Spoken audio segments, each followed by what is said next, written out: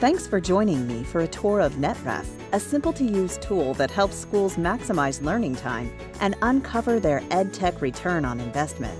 Once we get started, you'll see just how easy NetRef is to navigate and its power to simplify and streamline internet monitoring and management in BYOD and one-to-one classrooms. Let's get started. Your first step will be to navigate to the NetRef Teacher Panel. This is your main hub, and it's where you can manage and monitor students' internet access and view reports of internet usage. You can access this page from any browser on any device while at school. Your school's NetRef website will be your schoolname.networkreferee.com. Your administrator will have this URL for you. Let's go ahead and log in now using an example account. If you ever forget your password, simply click on the Forgot Password link, and we will quickly email you a new password. The email you receive will give you instructions on how to log in and reset your password to one you'll remember. The first time you log in, you'll enter your email address and use the default password, NetRef2. Once you're logged into the teacher panel, you'll want to be sure to change your password to something unique to you rather than the default password. To do this, click on your name in the upper right-hand corner. This is where all of your account information can be found. Click on Change Password and follow the steps to update your password. After you've changed your password, take a look in the upper left-hand corner of the page. The first drop-down is where you will find all of your classes listed. If you click on the Classes button, you'll see a list of every class you teach. Right now, we're looking at the class roster for this teacher's English 201 course. To change which course roster you're viewing, simply click on the name of the class you'd like to look at. The students on your screen automatically change to the students in the selected class. Now we're looking at History 101. We'll work in advance with your school's IT team to sync NetRef with your student information system so that all of your class and student information is there when you log into your account the very first time. Take a moment to make sure your classes and students appear correctly, and let your NetRef administrator know if they don't. After you've verified that the classes in your account are correct, it's time to start registering students. First, check with your IT team to see if your school has chosen to register devices ahead of time.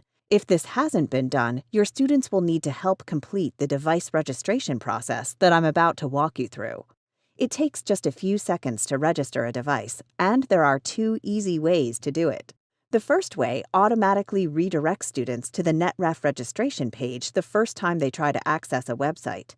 If your school chooses not to redirect students to the registration page, then students will need to visit https://register.networkreferee.com to access the registration page. Whichever way students get to this registration screen, once here, they will simply need to enter the ID assigned by your administrator. Logins can be any alphanumeric code, but most schools use either the same student IDs they use in their student information system or students' email addresses. Check with your administrators to determine what logins your students will be using. Once students are on the registration page, have them enter their student IDs. This only has to be done once for each device. Once complete, students won't have to register again for the rest of the school year. Entering the code should only take a few seconds. If a student enters the wrong code, they will get a message that says the code couldn't be validated and asks the student to try again.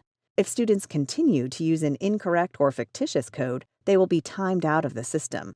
This time increases with each attempt to log in with an incorrect password, so you shouldn't have an issue with students continually trying to enter the wrong code.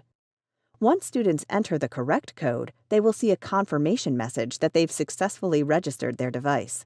Students will no longer be able to access the registration page or unregister their devices. Now we're going to go back to the teacher panel. Once a student registers, you'll see that the student's name is highlighted in green when he or she is online. Below the student's name is the website or app currently being used, along with the two previous sites the student accessed. Any students showing in gray, like Clara and Philip, let you know that these students are not connected to your network and could be using a hotspot or VPN to get around your content filter and firewall. Let's take a look at Eric. Here you can see he's on Netflix and was previously on Newsella and Schoology. It's obvious that he's catching up on his favorite TV show, Stranger Things, when he's supposed to be writing a paper on George Orwell's 1984 novel. In spite of the connection with the 80s, Netflix is probably not a site you want Eric or any other student streaming during class time. You can get Eric back on track without leaving your desk or even mentioning to him that you know he's on Netflix. Just click on Eric's icon on the teacher panel and then click the block button. When you do that, anything Eric tries to do on his device, including streaming Netflix, will bring up the NetRef block page. This block page lets Eric know he can't be watching TV right now. There's a hyperlink at the bottom of the block page that Eric can click on to find out which sites you've approved for him to use in your class right now. If he tries to go to any site not on that list, he'll continue to see the block page until he gets back on task. What's great about NetRef is that it gives you a number of options on how the internet can be used in your class. Each rule has a color assigned to it. Green is allow all sites, red is block all sites, orange is the whitelist, and purple is the block list. The Allow option lets students navigate to and use any websites or applications that are currently allowed on your school or district network. With the Block option, you can turn off the internet for the entire class. The Whitelist option is a neat feature. It lets you choose exactly which websites can be used in your classroom at any given time. For example, some of our partner schools use the whitelist function to only allow students access to an assessment website during a testing period. Or they'll use it to focus learning by selecting several sites around a particular subject that students can access to aid in instruction or do research. The block list is the inverse of the whitelist. Here you can keep the internet wide open while blocking only specific websites like social media, gaming sites, or other distracting apps. Each of these rules can be applied to an individual student, a group of students, or the whole class in just one click. I want to show you a little bit more about the whitelist feature I mentioned earlier. This is a powerful tool that lets you customize internet access by selecting specific websites students are allowed to visit. You can whitelist one site when you're testing or 50 sites for research. The decision is yours, and it won't affect the rest of the school's internet access, only the students in your class. To set up your whitelist, simply click on the Manage Whitelist button on the bottom right-hand side. When you click on Manage Whitelist, you'll see a list of websites you've already added or sites that have been added by your administrator. In this case, we have Quizlet, Khan Academy, and Google Forms. You can customize this list and add new sites whenever you'd like. Let's add Newsella to the whitelist now. Note that only the top-level domain is accepted. You cannot whitelist a specific section or page on a website. Click the Add button, and you'll see it's added to our list of allowed sites. To make the Newsella site accessible to students right away, toggle this little slider on and off. Toggling URLs to green means that a student can now access the site whenever you apply the whitelist rule. If you want to temporarily disable access to a site, toggle the slider back to blue and students won't be able to access the site even when you apply the whitelist rule. A new feature to the whitelist this year is the ability to organize your whitelisted sites in folders. This is great for teachers who have multiple subjects or use different types of EdTech tools each day. Once the whitelist is established, you can apply it to an individual student or to an entire class. Click an individual student name to set the whitelist for just that student. The block list works very much like the whitelist, except here we're adding sites we don't want students to have access to. As you can see, ESPN is already in this block list. I can quickly add Netflix so that Eric doesn't wander off task again. Another exciting addition to NetRef this year is rule automation. You can now schedule each of the 4 rules to be applied automatically for your class periods. When you click on the last icon on the bottom right, you will open up the automation window. You will see your class periods and can decide which rules you want to assign to each. For example, if you want to apply the whitelist for your first period English class each day, you can select the whitelist and then the appropriate folder. Whitelist and blocklist rules require you to select a folder, so make sure you have set up your folders before you try to set up your rule automation. Once the bell rings for a new class period, the rules you have chosen will automatically be in place. Remember, your administrators are assigning classes to periods for you, so please contact them if your periods do not appear to be set up correctly. You can assign other periods to have a schedule or leave them blank. As you can see, the internet management side to NetRef is extremely simple, but there's also another invaluable side to NetRef, and that's the reporting. When you click on an individual student, you will notice that there's a round button in the middle.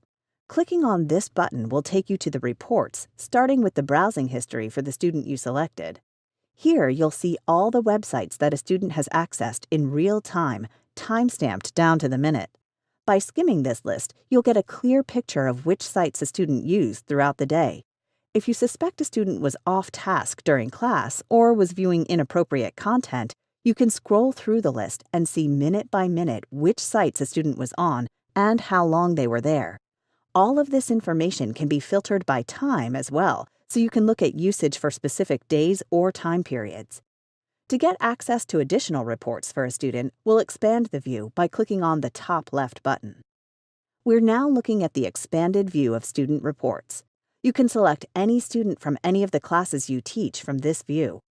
The Time Spent on Website report gives a visual representation of the history table we just looked at. Here, you can follow a student's progress for that particular day across the top sites they were working on. Just below this graph, you will see a chart for the top 50 websites a student has gone to in your class. All of these stats can be filtered to a particular time span. Right now, we're just looking at today's date. At the top of the page, you can select today, the past week, the past month, or a custom time frame. Many schools set the custom time frame to be for the entire school year. This top 50 list is invaluable to understanding how students are managing their time in class. This can be printed off for parent-teacher conferences or used to discuss time management strategies with a student. You can see this student has gone to Yahoo, Twitter, and Amazon the most often today, but also has visited Reddit, Twitch, and Instagram. All of these sites could be distracting the student from learning. If I want to see what an entire class has been doing online, simply click on the class report on the bottom left-hand side of the screen. In this report, NetRef aggregates all of the data for the classes you select in the dropdown. It will categorize the types of sites your students are visiting and display the same view of the top 50 websites being used in the selected class. At the bottom, you'll find a great report for comparing the types of sites that a particular student is accessing compared to the rest of the class. Congratulations! You've now learned everything you need to know about NetRef's teacher functions. It's really that easy. In a matter of clicks, you can get set up and start managing internet activity in your classroom to keep students on task and turn the web back into a powerful tool for learning. If you do ever have questions or need help, feel free to call us at 844-638-7331 or email support@net-ref.com. We're always happy to assist. Enjoy, and thanks for choosing NetRef.